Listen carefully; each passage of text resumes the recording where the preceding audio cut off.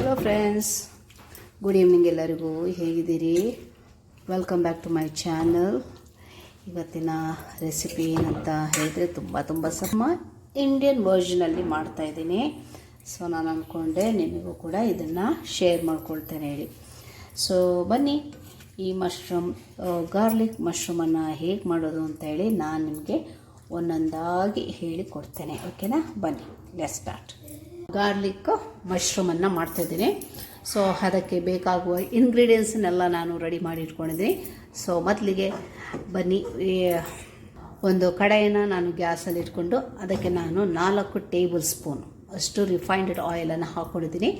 ಅದು ಎಣ್ಣೆ ಬಿಸಿ ಆಗ್ತಾ ಬರುವ ಅದಕ್ಕೆ ನಾವು 2 ಟೇಬಲ್ ಸ್ಪೂನ್ ಅಷ್ಟು ಚಾಪ್ಡ್ ಗಾರ್ಲಿಕನ್ನು ಹಾಕ್ಕೊಳ್ಳೋಣ. ಈಗ ಓಕೆ, ಗಾರ್ಲಿಕ್ ಸ್ವಲ್ಪ ಗೋಲ್ಡನ್ ಬ್ರೌನ್ ಆಗುವಾಗ ಅದಕ್ಕೆ ನಾವು ಕರಿಬೇವನ್ನು ಹಾಕ್ಕೊಳ್ಳೋಣ.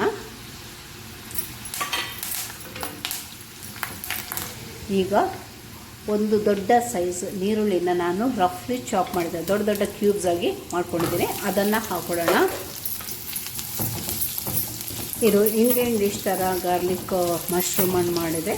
ನಮಗದು ಅನ್ನ, ಚಪಾತಿ, ದೋಸೆ ಜೊತೆಗಳಲ್ಲೆಲ್ಲ ತಿನ್ಬೋದಲ್ಲ, ಅದಕ್ಕೋಸ್ಕರ.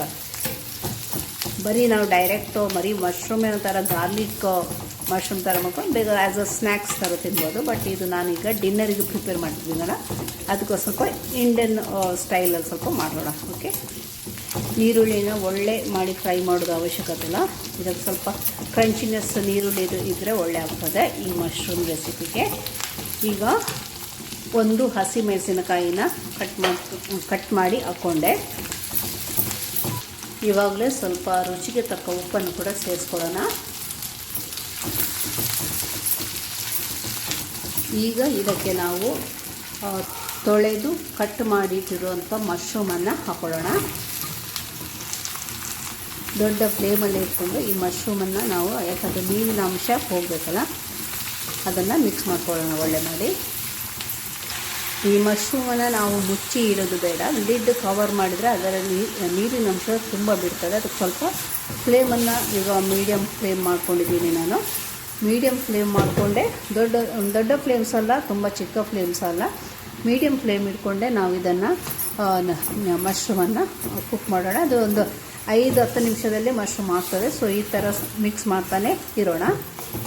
ಈಗಲೇ ನೋಡ್ಬೋದು, ಮಶ್ರೂಮ್ಗೆ ಯಾವುದೇ ರೀತಿಯಾದ ನೀರು ಹಾಕದೇ ಇದರಲ್ಲಿ ಮಶ್ರೂಮ್ನ ನೀರು ಬಿಟ್ಟಿದೆ. ಅದಕ್ಕೋಸ್ಕರ ಸ್ವಲ್ಪ ಮೀಡಿಯಮ್ ಫ್ಲೇಮಲ್ಲಿ ಇಟ್ಕೊಳ್ಳಿ ಅಂತ ಹೇಳಿದ್ದೀನಿ. ನೋಡ್ಬೋದು, ಮಿಕ್ಸ್ ಮಾಡ್ತಾನೆ ನೀರಿನ ಅಂಶ ನೋಡಿ, ಒಂದೇ ಒಂದು ಹನಿ ನೀರು ಹಾಕಲಿಲ್ಲ, ಆದರೂ ಕೂಡ ನೀರಿನ ಅಂಶ ಒಳ್ಳೆಯದೇ. ಇದು ಮಶ್ರೂಮ್ದೇ. ಓಕೆ, ಮತ್ತು ನಿಮಗೆ ನಾನಿಲ್ಲಿ ಎಣ್ಣೆನ ಯೂಸ್ ಮಾಡಿದ್ದೀನಿ. ನಿಮಗೆ ಬೇಕಾದರೆ ಏನಾದರೂ ಬಟರ್ ಇದ್ದರೆ ಬಟರನ್ನು ಕೂಡ ಯೂಸ್ ಮಾಡಿ ಇದನ್ನು ಮಾಡ್ಬೋದು, ಇನ್ನೂ ಸಹ ಟೇಸ್ಟ್ ಎನ್ಹಾನ್ಸ್ ಆಗ್ತದೆ. ಓಕೆ, ಈಗ ಇದಕ್ಕೆ ನಾವು ಒಂದು ಅರ್ಧ ಕ್ಯಾಪ್ಸಿಕಮ್, ಅದನ್ನು ಕಟ್ ಮಾಡಿದ ಕ್ಯಾಪ್ಸಿಕಮನ್ನು ಹಾಕ್ಕೊಳ್ಳೋಣ. ಯಾಕಂದರೆ ಕ್ಯಾಪ್ಸಿಕಮ್ ನೀರು ಇದೆಯಲ್ಲ, ಅದು ಕೂಡ ಇದರಲ್ಲಿ ಈಗ ಬಿಡ್ತದೆ. ಕ್ಯಾಪ್ಸಿಕಮು, ಮಶ್ರೂಮ್ ಎಲ್ಲ ನೀರಿನ ಅಂಶಗಳಲ್ಲ. ಸೊ ಅದಕ್ಕೆ ನಾವು ದೊಡ್ಡ ಫ್ಲೇಮಲ್ಲಿ ಈಗ ಇಟ್ಕೊಂಡಿದ್ದೀನಿ. ಸ್ವಲ್ಪ ಫ್ಲೇಮ್ ಮೀಡಿಯಮ್ ಇದ್ದಿದ್ದನ್ನು ದೊಡ್ಡದು ಮಾಡ್ಕೊಳ್ಳಿ. ಈಗ ಇದಕ್ಕೆ ಅರ್ಧ ಚಮಚ ಕಾಳು ಮೆಣಸಿನ ಪುಡಿ, ಪೆಪ್ಪರ್ ಪೌಡರನ್ನು ಹಾಕ್ಕೊಳ್ಳಿ. ಅರ್ಧ ಚಮಚ ಆರಿಗ್ಯಾನೋ ಪೌಡರನ್ನು ಹಾಕ್ಕೊಳ್ಳಿ. ಮತ್ತು ನೋಡ್ಬೋದು ಈಗ ಕಂಪ್ಲೀಟ್ ಡ್ರೈ ಆಗ್ತಾ ಬಂತು. ಸೊ ಈಗ ಇದಕ್ಕೆ ಸ್ಪ್ರಿಂಗ್ ಆನಿಯನ್ ಅಂತ ಹಾಕ್ಲಿಕ್ಕೆ ಹೋದರೆ ಅದು ನಮ್ಮ ಇಂಡಿಯನ್ ಡಿಶ್ ಲುಕ್ ಕೊಡೋದಿಲ್ಲ. ಅದಕ್ಕೋಸ್ಕರ ನಾನೀಗ ಸ್ವಲ್ಪ ಕೊತ್ತಂಬರಿ ಸೊಪ್ಪನ್ನು ಕಟ್ ಮಾಡಿ ಹಾಕ್ಕೊಳ್ತೇನೆ. ಫೈನಲ್ ಟಚ್, ಕೊತ್ತಂಬರಿ ಸೊಪ್ಪನ್ನು ಹಾಕೋಣ. One more time mix well. ನೋಡ್ಬೋದು ಕಂಪ್ಲೀಟ್ ಡ್ರೈ ಆಗಿದೆ. ಈಗ ಬೇಗಿನ ಬಂದ್ ಮಾಡೋಣ. ಸೊ ಗಾರ್ಲಿಕ್ ಮಶ್ರೂಮ್ ಇವತ್ತಿನ ಡಿನ್ನರ್ಗೆ ರೆಡಿಯಾಗಿದೆ. ನಂತರ ಮನೆ ಸ್ವಲ್ಪ ರಸಮ್ ಇದೆ, ಆ ರಸಮನ್ನು ಯೂಸ್ ಮಾಡಿ, ಇದು ಕಂಪ್ಲೀಟ್ ಡ್ರೈ ಆಗಿದೆ ನೋಡಿ. ಸೊ ರಸಮ್ ಜೊತೆ ಇದನ್ನು ಟೇಸ್ಟ್ ಮಾಡ್ತಾನೆ. ಐ ಮೀನ್ ಟು ಸೇ ಫ್ಯಾಮಿಲಿಗೆ ಸರ್ವ್ ಮಾಡ್ತಾನೆ. ನೋಡೋಣ ಇದರ ಸಾಲ್ಟ್ ಎಷ್ಟು ಕ್ವಿಕ್ ಆಗಿದೆಯಲ್ಲ ಇದು ರೆಸಿಪಿ.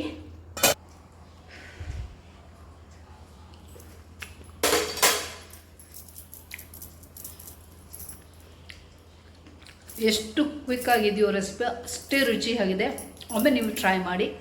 ಐ ಹೋಪ್ ನಿಮಗೆ ಈ ರೆಸಿಪಿ ಇಷ್ಟ ಆಗ್ಬೋದು. ಇಷ್ಟ ಆದರೆ ಲೈಕ್ ಮಾಡಿ, ಶೇರ್ ಮಾಡಿ, ಚಾನಲ್ನ ಸಬ್ಸ್ಕ್ರೈಬ್ ಮಾಡಿ, ಸಪೋರ್ಟ್ ಮಾಡಿ ಅಂತ ಕೇಳ್ತಿದ್ದೇನೆ. ಇನ್ನೊಂದು ವೀಡಿಯೋದಲ್ಲಿ ಸಿಗೋಣ. ಅಲ್ಲಿ ತನಕ ನಮಸ್ಕಾರ. ಗುಡ್ ನೈಟ್ ಎಲ್ಲರಿಗೂ.